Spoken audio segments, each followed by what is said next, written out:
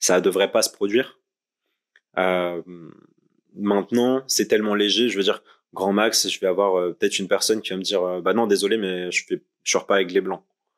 Encore une fois, je trouve pas ça forcément hyper futé, mais d'un autre côté, je peux comprendre si vraiment t'as peur du jugement, etc. Évidemment, je trouve quand même ça limité, mais encore une fois, je peux le concevoir. Après, du coup, quelqu'un qui pense comme ça, je me dis aussi, bah, est-ce que je veux vraiment être avec une personne qui se sent limitée par ça? Pas forcément. Et du coup, bah, ça fait aussi peut-être un trait naturel. Mais dans l'idée, je veux dire, voilà, grand maximum, c'est juste une personne ou plusieurs personnes qui vont pas vouloir me parler, ça va. Je peux le subir une fois de temps en temps. Surtout que ça reste rare.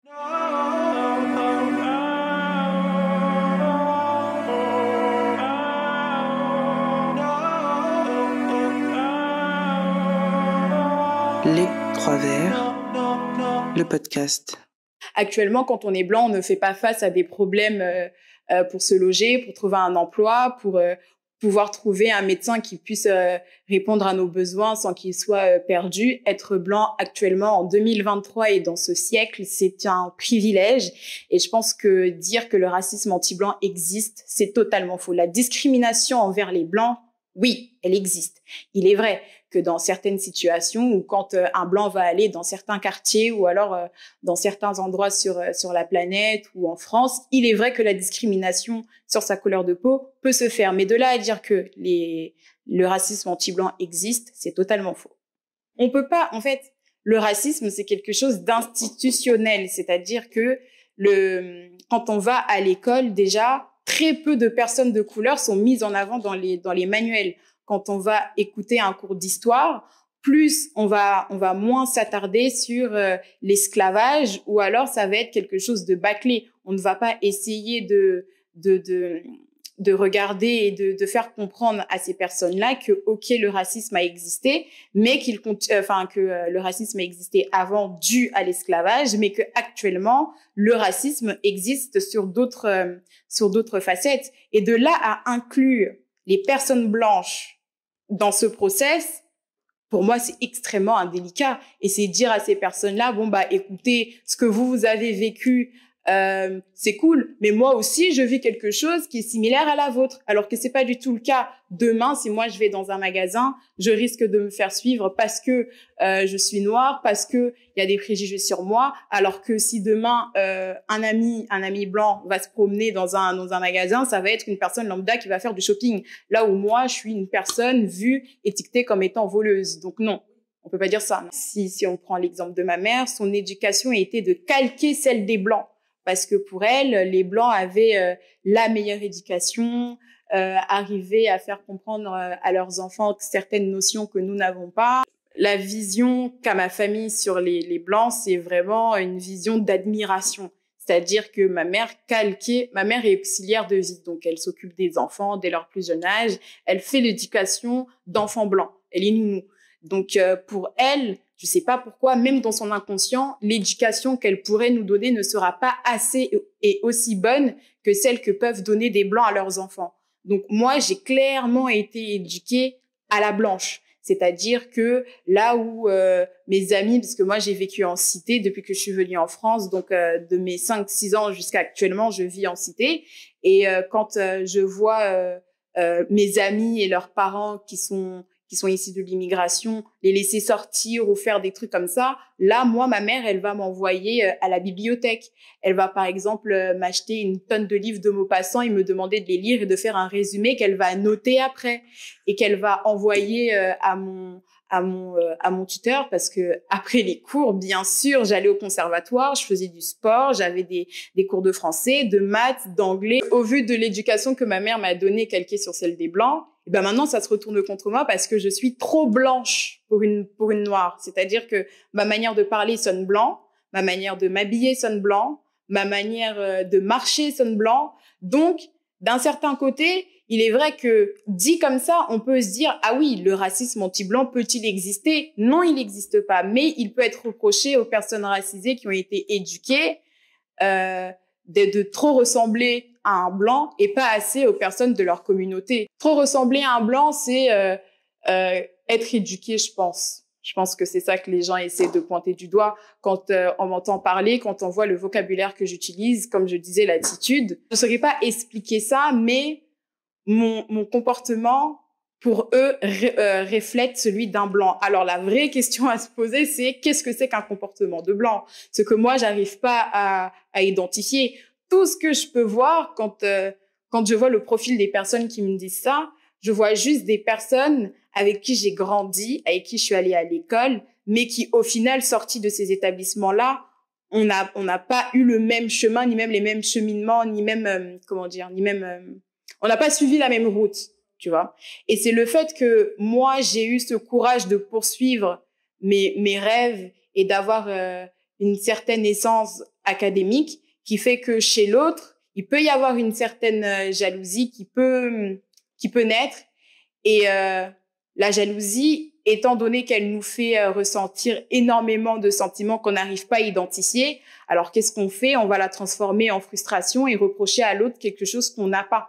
Donc, je vois ça comme ça, je vois plus ça comme quelqu'un qui me dit, écoute, on est allé dans les mêmes établissements scolaires, on a appris la même chose. Pourquoi toi, t'en sors différemment que moi? Donc, étant donné que je comprends pas, je vais te pointer du doigt en te disant que tu ressembles à un blanc parce que tu me ressembles, mais tu parles pas comme moi. Je le vois plus comme une attaque comme ça. Pour moi, c'est plus je dirais pas jalousie, mais c'est plus une envie profonde c'est vrai que entre envier et jalouser, la limite est très fine. Et c'est ça qui est assez difficile à expliquer, mais je vois plus ces personnes-là comme des envieurs et non pas des personnes qui sont jaloux. Parce que ces mêmes personnes-là, actuellement, viennent demander mon aide pour que je puisse les aider à parler. On le dit pas assez, mais de là où je viens, les personnes racisées regardent les blancs comme si c'était des trophées, quoi. C'est-à-dire que même une personne racisée de mon quartier qui va sortir avec une blanche va être valorisée qu'une personne qui va sortir avec une autre personne racisée. Là où on va dire là où on va dire à une personne racisée, waouh, ta copine elle est trop belle, elle est ceci, ça se voit qu'elle est intelligente quand elle est blanche. Quand cette même personne va sortir avec quelqu'un de sa communauté, directement on va lui dire tu sors avec une niafe, tu sors avec une fatou sauvage, ce genre de choses. Donc, c'est plus la blancheur, enfin, le mot blanc est vu comme un trophée plus qu'autre chose. Donc, quand tu te rapproches du blanc, entre guillemets, via ton éducation et via ton comportement et via ta manière d'être, parce qu'il faut pas oublier que, on a été éduqués et on est allé à l'école en France, donc il est assez normal qu'on puisse s'apprivoiser certains codes français. Donc, quand on se les approprie un peu trop, les gens de notre communauté se sentent mis à l'écart et se disent, elle nous a laissé tomber, elle n'est pas comme nous, donc directement, c'est une blanche. Donc, je peux comprendre qu'il y ait un peu de jalousie là-dedans, ouais. Quand on est racisé et qu'on fait partie d'une communauté, qu'elle soit asiatique, noire, arabe ou peu importe, on se sent tellement peu représenté dans la société par les médias que quand il y a quelqu'un de notre communauté qui arrive à avoir la chance de nous représenter dans des grandes places et que cette personne-là nous représente pas forcément, c'est-à-dire que si cette personne n'a pas un discours radical, s'il ne serait-ce qu'un peu édulcoré, directement, on va soit le comparer de vendu, ou alors on va dire que c'est un blanc. Déjà, c'est très difficile pour une personne racisée déjà d'être éduquée en France. Comment t'expliquer? Déjà, provenant d'une cité, je peux t'assurer que quand je vois tous les petits gamins avec qui j'ai pu grandir ou qui ont grandi devant moi, j'ai l'impression que ces enfants sont des statistiques. C'est-à-dire que quoi? Demain, un enfant qui va à l'école, donc un enfant qui est enfant de l'État. Donc, ça veut dire que l'État a une responsabilité envers ces enfants-là. Je pars du principe que dans l'éducation, peu importe que tu sois racisé ou pas, l'éducation d'un enfant né en France et qui est citoyen français est composée d'une première partie par ses parents, père, mère ou parents célibataires, et aussi une grande partie par l'État. Moi, je parle de mon cas parce que j'ai été dans une ZEP et ma cité, vraiment, c'était on se lève tous ensemble et on va ensemble dans le même collège, on s'assoit tous ensemble, etc.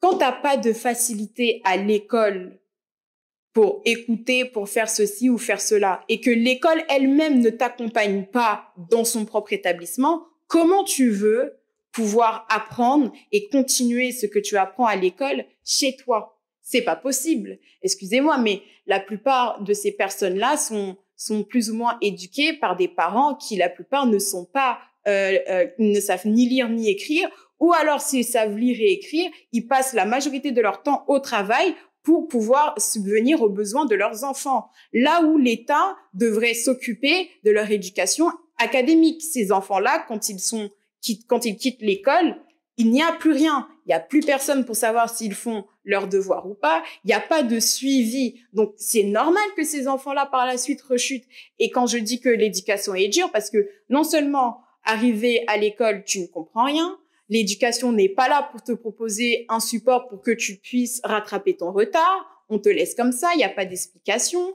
Par la suite, quand tu passes en classe supérieure, tu accumules des lacunes. Tu continues à les accumuler. Et en plus de ça, tu sors d'un établissement d'ISEP, tu vas au collège, tu vas au lycée, ainsi de suite. Viens la fac.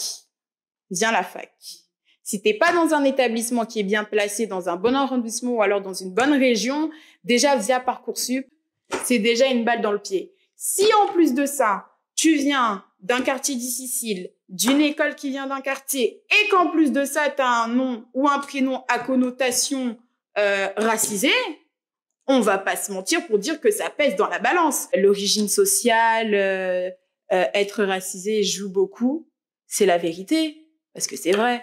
Quand on voit actuellement en France, c'est plus difficile de toquer à certaines portes quand on est arabe ou noir ou quand on est asiatique avec un nom qui porte nos origines et prétendre à dire bon bah voilà monsieur, moi j'ai telle et telle qualité, j'ai fait tel et tel stage. Je pense que c'est pour ça aussi que le terme racisme anti-blanc existe, pour pouvoir se protéger d'une quelconque riposte de la part des personnes racisées, parce que le racisme actuellement, il est dû à quoi? À la peur que les personnes racisées se rendent compte de ce qui s'est passé, de ce qui se passe actuellement, comment est-ce que la société, comment est-ce que certains États se comportent envers eux. Et les gens ont peur de ça. Les gens ont peur que les personnes racisées se réveillent et se disent, mais attendez, on a telle et telle compétence, on prouve par tel et tel moyen qu'on peut faire certaines choses que font les personnes blanches, mais on est quand même sous-qualifiés, on nous regarde quand même de haut comme si on n'avait pas les qualifications. Donc, je pense que si le terme racisme anti-blanc existe actuellement, c'est pour, entre guillemets, se protéger d'un certain mouvement qui aurait pu venir de la part des personnes racisées, c'est tout. Mais sinon, de là à dire que ça existe, non. Quand un blanc va dans un pays africain, par exemple dans l'Afrique de l'Ouest, non, les gens ne le regardent pas en mode c'est un blanc, il est dangereux. Non.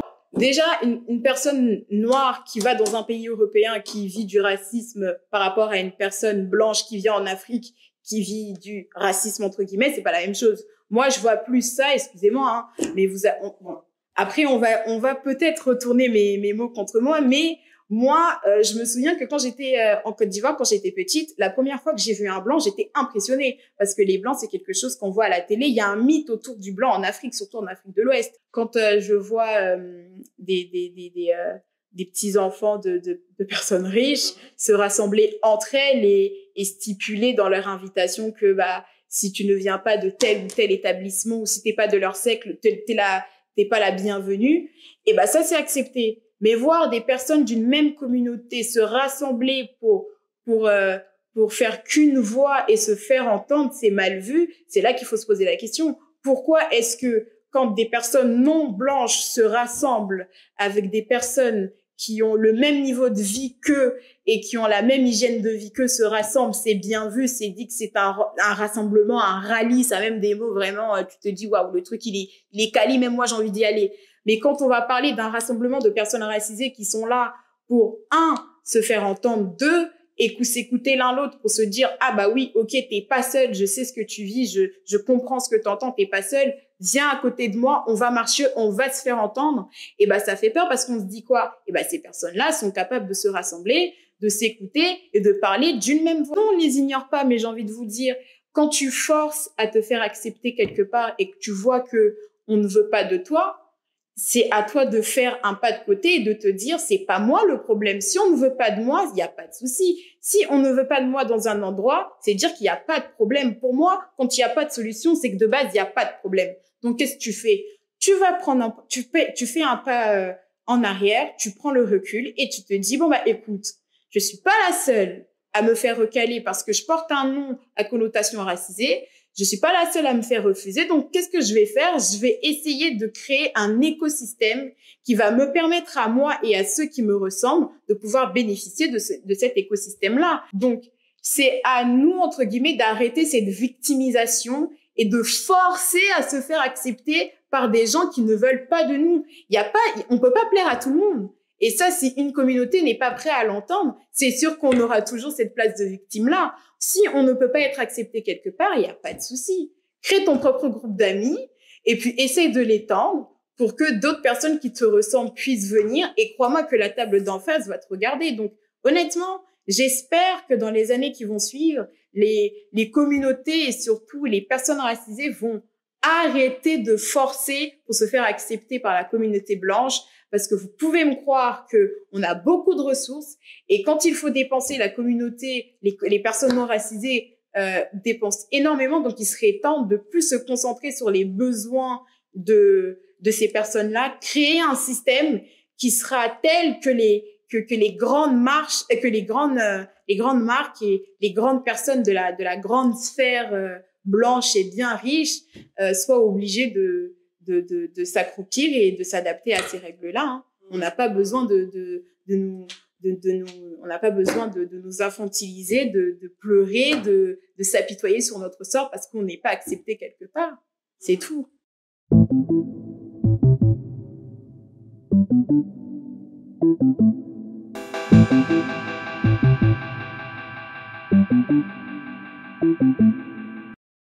Je sais pas si je peux parler de racisme à proprement parler, parce que dans l'idée, ce que je ressens, c'est surtout des expériences qui me font penser qu'effectivement, ça ressemble à de la discrimination, mais en même temps, est-ce que c'est vraiment ce qu'on appelle racisme? Du coup, je vais étayer un peu, dans le sens où ça m'est arrivé plusieurs fois par exemple, de voyager effectivement, donc en Afrique notamment, donc que ce soit par exemple Maroc, Sénégal, pardon, Cameroun. Et en fait, ce que je vois là-bas, encore une fois, je sais pas si je peux l'appeler racisme, mais il y a des a priori, des choses qui ressortent parce que effectivement, t'es le blanc, quoi. T'es vu comme un touriste, comme potentiellement une pompe à une pompe à fric, pour parler grossièrement. Mais en fait, c'est surtout ce genre de choses. Si on regarde la définition sur Internet, techniquement, pour grossir le trait, c'est désavantager ou avoir des a priori sur quelqu'un par rapport à sa couleur de peau. Et si on se base uniquement sur la définition, ça correspond à ça. Et même sans parler de ça, sans parler effectivement d'a priori, quoi que ce soit, ça va être aussi, par exemple, j'étais avec mon ex-copine qui justement était camerounaise. Et dans la rue, ça lui sortait aussi... soit c'était gentillet et ça me faisait sourire t'as bien choisi, quoi que ce soit. Ça reste curieux, mais pourquoi pas. Et aussi dans d'autres qui la voyaient plutôt comme au contraire, comme une traîtresse ou vraiment genre, mais pourquoi tu sors avec un blanc, pourquoi tu sors avec le colon, etc. Par exemple, on passait dans une rue et d'un coup t'entends par exemple un marchand ou une marchande qui te sort ça comme ça, t'es là genre, mais vraiment, ça arrivait, on te blâme vraiment pour ça, tu vois. La phrase concrète que j'ai pu entendre, c'était, alors que je remette ça un peu dans mon idée, c'était quelque chose du genre, t'as pas honte de sortir avec quelqu'un comme ça, parce que forcément, on était dans la rue, alors sans forcément se tenir la main, on était quand même proches, on était quand même, ça se voyait effectivement de l'extérieur qu'on était ensemble, et du coup, il sait vraiment sortir des phrases genre t'as pas honte de sortir avec un colon, t'as pas honte de sortir avec ce genre de choses. Ou alors des fois c'est juste le regard, juste tu t'oses croiser le regard de la personne qui du coup l'a regardé elle, et t'es là genre mais pourquoi t'as autant de mépris? Alors peut-être que c'était pas pour ça, hein, pas toujours, tu vois. Peut-être qu'il y a d'autres raisons, mais en fait ça avait l'air tout le temps d'aller un peu dans le même sens. Techniquement moi ça change pas grand chose dans le sens où encore une fois je reste avantagé là-dessus, et encore une fois même si je vais appeler ça même si globalement dans la définition je peux appeler ça racisme. Je peux aussi comprendre l'idée qu'on me dise non, ça n'existe pas, parce que si on fait la comparaison, ce qui ressort pour moi, ça reste quand même assez peu, en fait. Dans tous les cas, je reste avantagé, et du coup, je sais pas si on peut appeler vraiment ça racisme. En fait, pour moi, je trouve que c'est pas moi qu'on critique, justement, dans le sens où on va critiquer la personne qui est avec moi parce qu'elle ose sortir avec un blanc. Globalement, c'est pas moi qu'on va critiquer, c'est plutôt la personne avec qui je suis, parce que voilà, t'oses sortir avec une personne qui est blanche, mais encore une fois, là-dedans, c'est pas moi qu'on va venir attraper par le col parce que j'ai fait ci, j'ai fait ça. Encore une fois, c'est pas à moi qu'on le reproche. Encore une fois, en comparaison, si on doit faire une comparaison réellement, voilà, c'est pas grand-chose. C'est juste des paroles, et dans la vie de tous les jours, j'en souffre pas, mais ça fait potentiellement souffrir les gens autour de moi. Dans ce cas-là, effectivement, si je suis la définition du racisme, ça en est. Maintenant, encore une fois, je peux comprendre qu'on dise que non, ça en est pas, etc. Parce que voilà, il y a des choses qui sont passées, qui sont arrivées, et je peux comprendre qu'on veuille étouffer ça et qu'on dise non, c'est pas du racisme parce que ça correspond pas à tel schéma qui a déjà été fait. Mais encore une fois, si on se dit que ok, il a des a priori, il a un jugement par rapport à ma couleur de peau, selon moi, ça fait office de racisme. Dans l'idée, je trouve que ça fonctionne pas comme ça, de se dire ok, parce que il y a des gens il y a 100 ans, 150 ans qui ont infligé ça, qui ont eu des pensées totalement différentes de ce que je pense en tout cas actuellement, et je pense que alors il y en a sûrement encore beaucoup qui pensent encore à l'ancienne, mais bon, ça se développe aussi que voilà, on est tous faits pour être les uns avec les autres, peu importe la couleur de peau, peu importe l'ethnie, la religion, etc. Et tant mieux, c'est ce qu'il faut selon moi. Maintenant, par rapport à ça, je veux dire que j'ai pas le droit de la ramener, mais encore une fois, je peux comprendre qu'on appelle pas, que les gens veuillent pas appeler ça racisme parce que ça leur paraît différent et que c'est carrément autre chose. Maintenant, si on est objectif, ça fait partie d'actes de racisme. Je pense que c'est moi aussi qui essaie de comprendre, parce que encore une fois, dans la vie de tous les jours, j'en souffre pas. Je veux dire, je vais pas avoir du mal à trouver un job. Je vais pas être plus, je vais parler de contrôler, ou je vais pas avoir de problèmes sur la continuité qui vont faire que, ok, je le ressens, ça me fait souffrir. Évidemment, ça me fait pas du bien de savoir que, par exemple, la personne avec qui je suis va être jugée parce qu'elle est avec moi. Et clairement, c'est quelque chose qui me débecte dans le sens où ça devrait pas se produire. Maintenant, c'est tellement léger, je veux dire, grand max, je vais avoir peut-être une personne qui va me dire non, désolé, mais je sors pas avec les blancs. Encore une fois, je trouve pas ça forcément hyper futé, mais d'un autre côté, je peux comprendre si vraiment t'as peur du jugement, etc. Évidemment, je trouve quand même ça limité, mais encore une fois, je peux le concevoir. Après, du coup, quelqu'un qui pense comme ça, je me dis aussi, est-ce que je veux vraiment être avec une personne qui se sent limitée par ça? Pas forcément. Et du coup, ça fait aussi peut-être un trait naturel.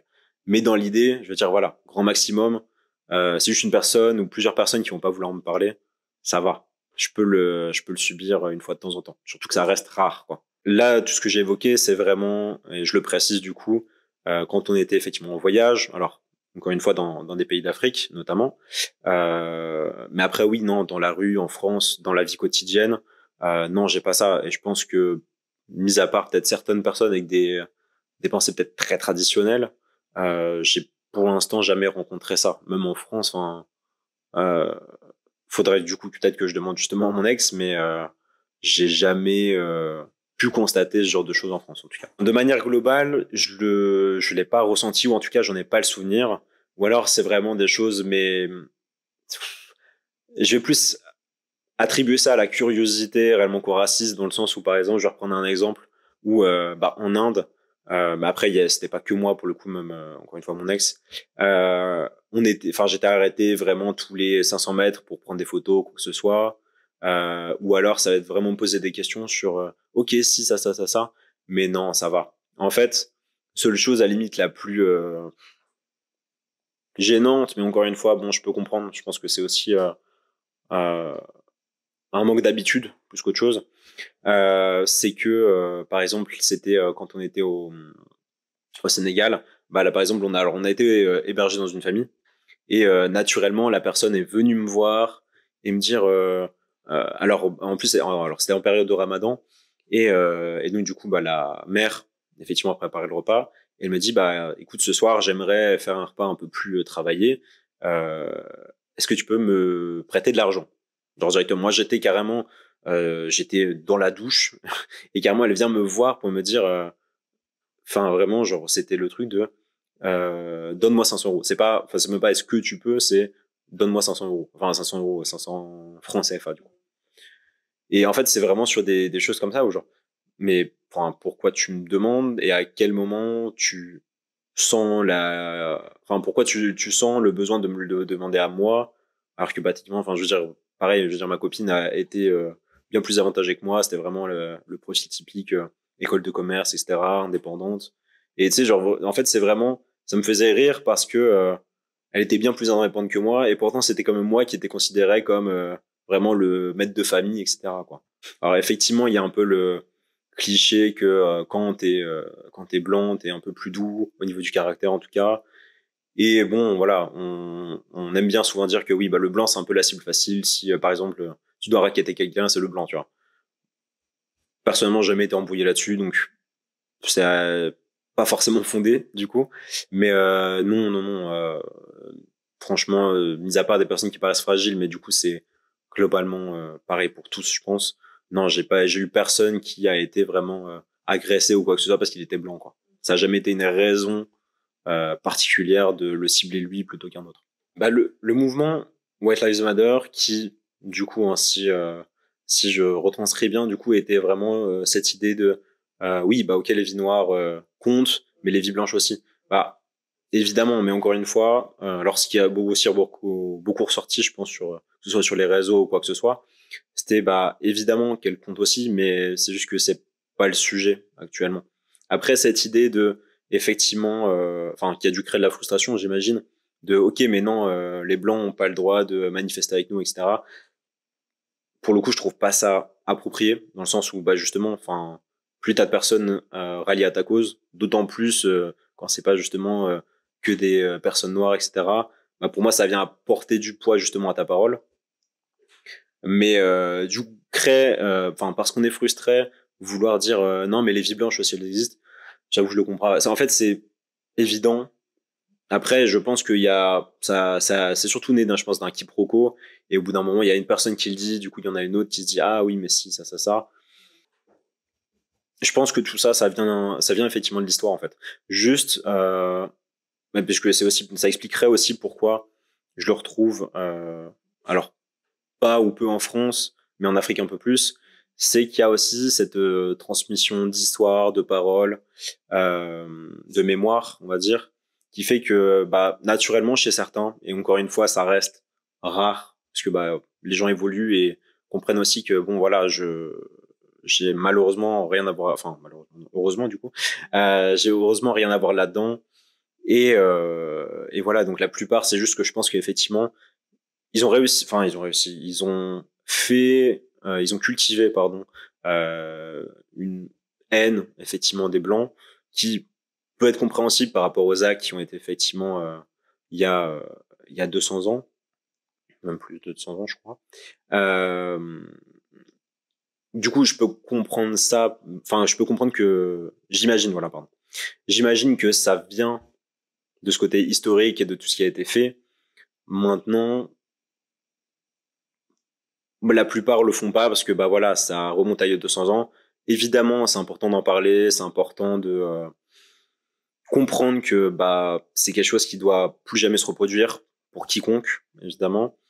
Mais voilà, au bout d'un moment, il y a aussi cette idée-là où moi, 200 ans plus tard, mis à part me rallier à la cause et porter cette parole aussi haut que je le puisse, je peux pas faire grand-chose d'autre. Et tant que je cherche pas à faire perdurer cette idée-là de racisme, de classifier les gens selon leur ethnie, je trouve que c'est pas nécessaire effectivement de faire ça. Bah oui, je l'associe principalement à la colère. Après, le souci, c'est que, alors je pense aussi qu'il y a une grande incompréhension de la part effectivement,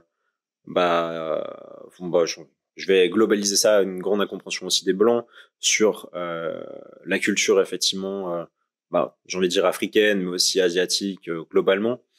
Et du coup, ça vient créer une frustration parce qu'il y a de l'incompréhension, ce qui fait que du coup, on va généraliser ça à beaucoup de blancs qui sont juste pas éduqués, je pense aussi. Et ouais, j'associe ça vraiment au ressentiment de tu me comprends pas, tu fais pas d'effort de me comprendre, et du coup, que ce soit toi qui ait volontairement fait preuve de racisme ou toi qui est juste pas éduqué et du coup va être très maladroit, je vais vous mettre à la même enseigne et je vais me dire ok, c'est des blancs, j'ai pas envie de traiter avec eux, ils me comprennent pas, ils cherchent pas à comprendre, enfin. Et du coup, j'associe vraiment ça à du ressentiment ou du coup à effectivement une sorte de perduration de de haine qui a été faite et qui se transmet globalement quoi.